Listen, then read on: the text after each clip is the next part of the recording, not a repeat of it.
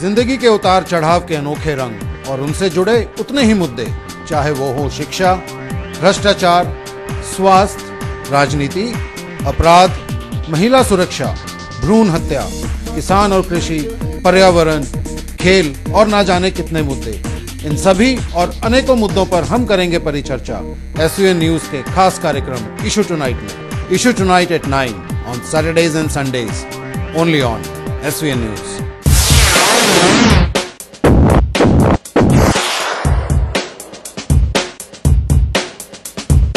भारत एक धर्मनिरपेक्ष राज्य है जिसमें सभी धर्मों को माना जाता है।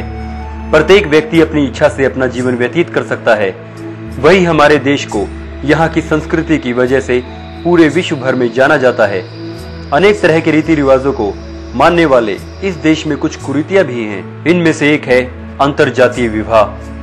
विवाह एक बंधन जहां मात्र दो व्यक्तियों का ही नहीं, दो परिवारों का मिलन होता है और वो संपूर्ण जीवन एक साथ सुखपूर्वक रहने का संकल्प करते हैं।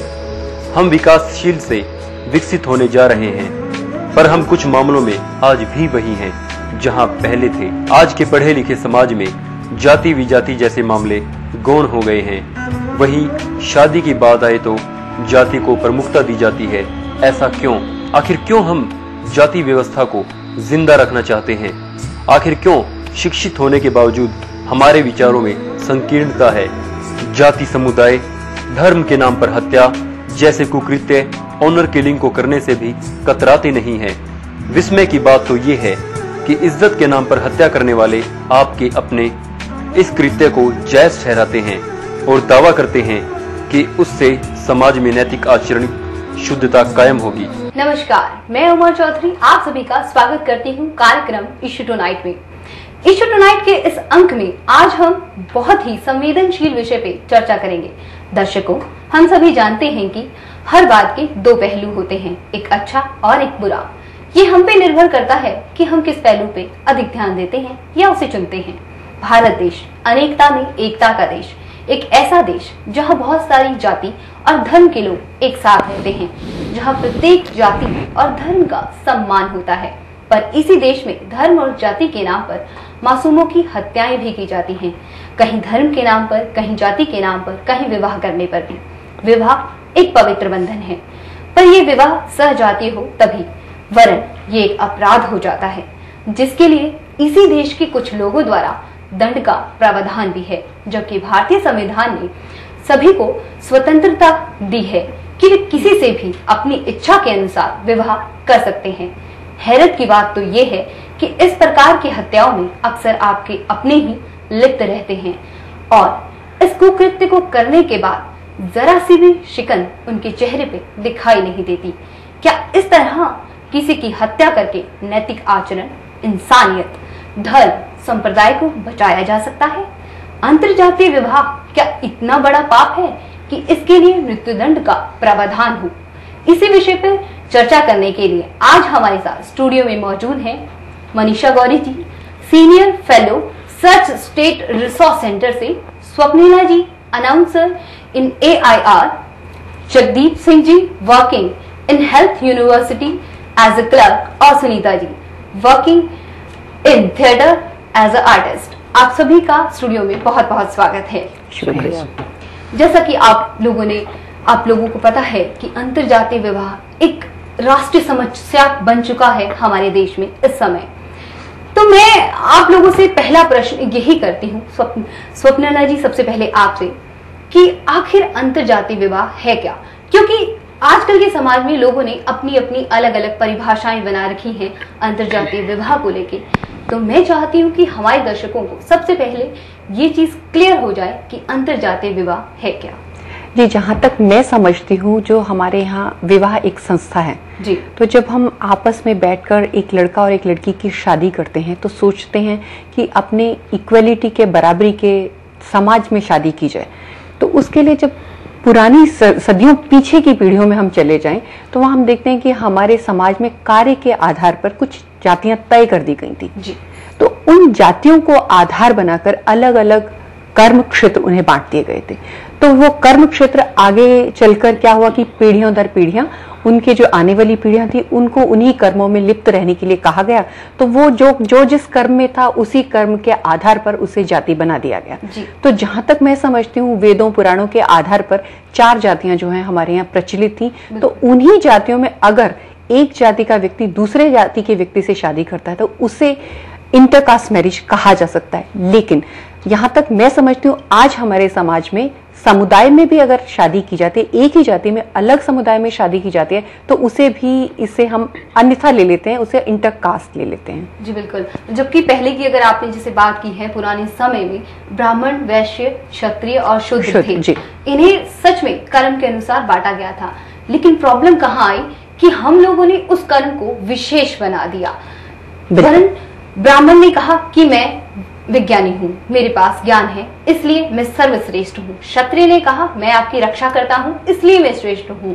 इसके बाद शूद्र आते हैं, वो निम्न श्रेणी के लोग। वैश्य ने कहा मैं तो व्यापारी हूँ, लाला जी मेरी कैटेगरी है।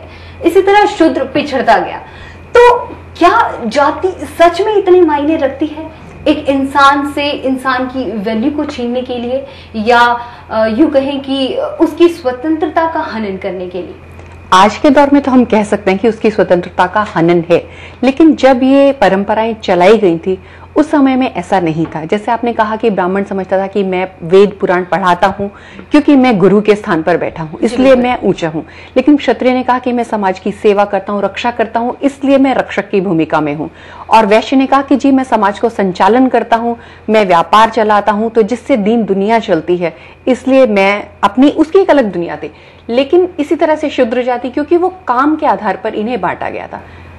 आप देखिए कि अगर हम वही काम करते हैं जो वैश्य करता है, लेकिन आप ब्राह्मण जाति से हैं, तो आप वैश्य आज की डेट में नहीं कहलाते, आप ब्राह्मण ही कहलाते हैं। तो क्या वो हमने जातियों को एज इट इज ले लिया, न कि उनके कर्म के आधार पर उन्हें आगे चलने दिया। बिल्कुल होना ये चाहिए था कि अगर मैं ब्राह्मण हूं, मैं वेद की ज्ञाता हूं, तो मुझे अगर मेरी अगली पीढ़ी वेद की ज्ञाता नहीं है तो उसे ब्राह्मण नहीं होना चाहिए था। बिल्कुल।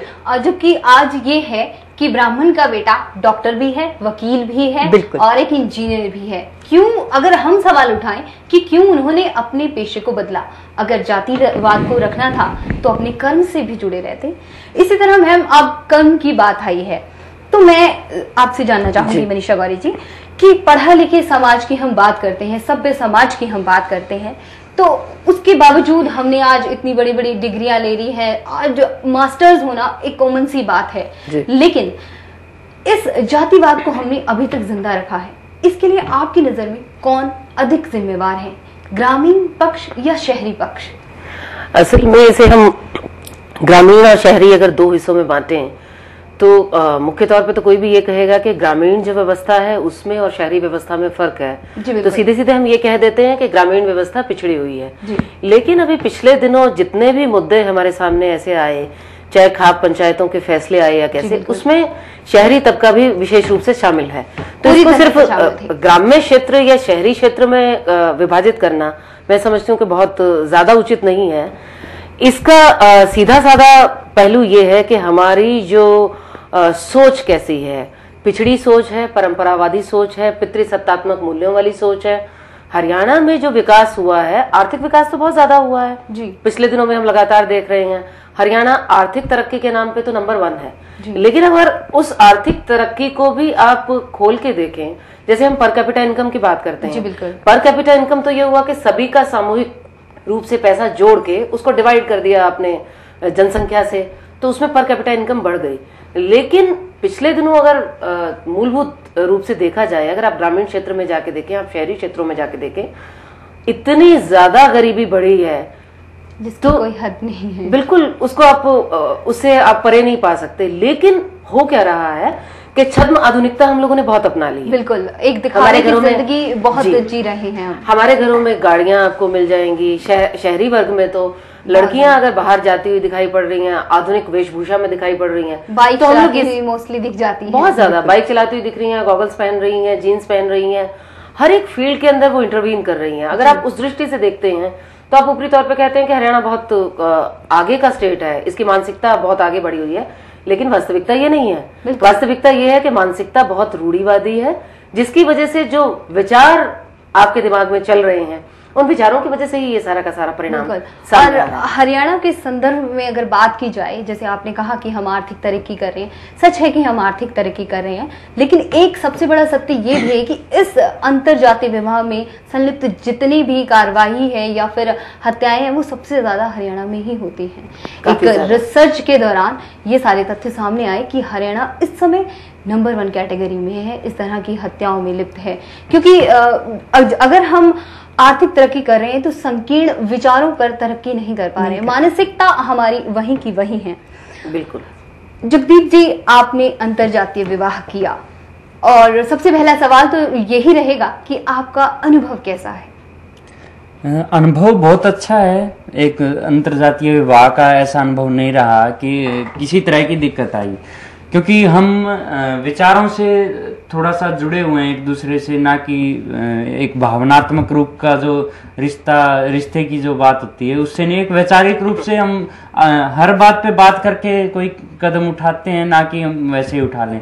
तो इस तरीके से हमें कोई ज्यादा मुश्किल नहीं आई। और हमारे परिवारों का जो पालन पोषण था वो भी इसी तरह का है कि हम कभी घर वालों ने इस तरह की कैटेगरी की कोई SC है, BC है, जर्नल है, इस तरह की कोई बात नहीं की। पारिवारिक परिवेश बहुत अच्छा रहा। हाँ, इसलिए आपको विवाह करने में कोई खास अड़चन का सामना नहीं करना पड़ा। हाँ। लेकिन सर, एक समाज भी होता है, क्योंकि परिवार मात्र परिवार नहीं होता, हम समाज से भी जुड़े होते हैं। हमारा हर रिश्ता समाज में होता है, क्योंकि हमें बचपन से सिखाया जाता है नहीं नहीं लोग क्या कहेंगे। तो क्या ये समस्या आपके सामने आई? ये समस्या परिवार के तौर पे जरूर आई सामने, लेकिन परिवार में भी पहले थोड़ा सा मम्मी पापा में भी थोड़ा सा डर था। वो ये नहीं था कि इंटरकास्ट मैरिज है, वो ये था कि जो लव मैरिजेज में एक आगे की जो स्थिति बन जाती है, आर्थिक स्थिति जिसको हम कहें, कि वो फिर हाशिए पे चले जाते हैं। वो लव मैरिज में पहले शादी कर लेते हैं, फिर वो एक तरीके की उनमें अनबन होनी शुरू हो जाती है। कह देते हैं कि पहले प्रेम विवाह है, और जब इन्होंने पहले ही प्रेम कर लिया तो बाद में क्या होगा, और क्या ये हमारे रीति रिवाजों को निभा पाएंगे या नहीं पाएंगे। आपसे सवाल है सुनीता जी की आप एक महिला हैं, कहते हैं कि महिला समाज का निर्माण करती है। वैसे भारत पुरुष प्रधान है, लेकिन मेरी खुद की भी ये धारणा है कि एक औरत नहीं तो शायद दुनिया ही नहीं, क्योंकि हम इस दुनिया के जन्मदाता हैं। तो एक महिला होने के नाते जब आपने ये जो शादी करी और उसके बाद उस परिवार में आपने परिवेश किया, तो किस किस तरह के ताने आपके कानों में अक्सर सुनाई देते थे? क्या कभी किसी ने आपको कहा अरे ये हमारी जाति में कैसे आ गई, क्या ये हम लोगों के स्टैंडर्ड को मैच कर पाएगी या नहीं? क्या इस तरह की प्रॉब्लम आपको आई? ऐसी प्रॉब्लम भी आई कहीं कहीं पे, लेकिन जब तक थोड़ा सा मैं पहले जाना चाहूंगी, जब हमारी शादी हुई नहीं थी, हम दोनों में बातचीत होती थी जी। तो हम थिएटर करते थे, सोशल थिएटर हम करते रहे हैं। तो उस दौरान जब हम अपने प्रोग्राम करते थे तो हमारा परिवार भी वहाँ इकट्ठा होता था, और तो उस पर फिर ये भी इनकी मम्मी भी ये कहती थी कि ऐसी लड़की अगर हमारे घर में आ जाए तो कितना अच्छा हो जाए। तो इनके पापा ये